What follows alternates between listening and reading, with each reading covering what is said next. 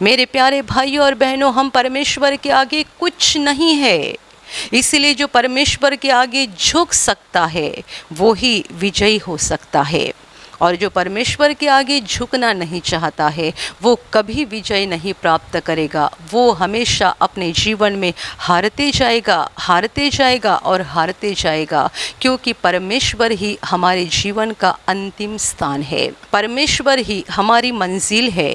हम उसी के द्वारा आ गए हैं, उसी के सामने हमें खड़े होने के लिए वापस जाना है। इसीलिए हमें अपने आप को परमेश्वर के सामने नम्र बनाना ज़रूरी बात है। परमेश्वर ऐसे लोगों के ऊपर प्रसन्न होता है जो परमेश्वर के आगे सचमुच एक टूटे दिल के व्यक्ति बन जाते हैं, जो परमेश्वर के आगे घुटना टेकते हैं, परमेश्वर के आगे हाथ जोड़ते हैं, परमेश्वर के आगे हाथ फैलाते हैं, परमेश्वर के सामने रोते हैं। ऐसों के ऊपर परमेश्वर प्रसन्न होता है, उनके ऊपर वो आशीषों की बारिश करता है। भला करने वाला परमेश्वर है, जो हमें मिलेगा उसके द्वारा मिलेगा। चंगाई, छुटकारा, आशीष, अनुग्रह, आनंद, शांति और अनंत जीवन सब कुछ परमेश्वर की ओर से है।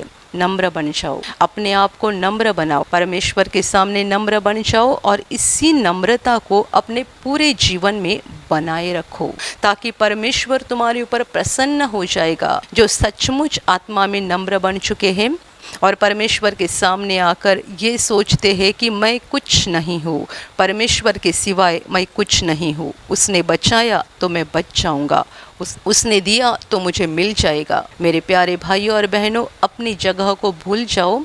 आप कितने सम्मानित हैं, आप कितने पढ़े लिखे हैं, आप कितने अमीर हैं, आप अपने आप को क्या समझते हैं, ये सब कुछ भूल जाओ। यदि आप परमेश्वर के विशेष आशीषों को पाना चाहते हैं, भरपूर आशीषों को पाना चाहते हैं, तो अपने आप को नम्र बनाओ। जितने आप ज़्यादा नम्र बन जाएंगे उतने आप प्रभु के ज़्यादा आशीष पाओगे। आप मन के जितने कठोर बनते जाएंगे, आशीष आपसे दूर भागते जाएंगे। आप बस अंत तक बहस करते रहेंगे कि प्रभु ने मेरे लिए नहीं किया, प्रभु ने मेरी प्रार्थना को नहीं सुना, इसको दिया उसको दिया मुझे नहीं दिया, इसके लिए किया उसके लिए प्रभु ने किया, मेरे लिए नहीं किया। आप बस बहस करते जाएंगे, कोई फ़ायदा नहीं हो जाएगा।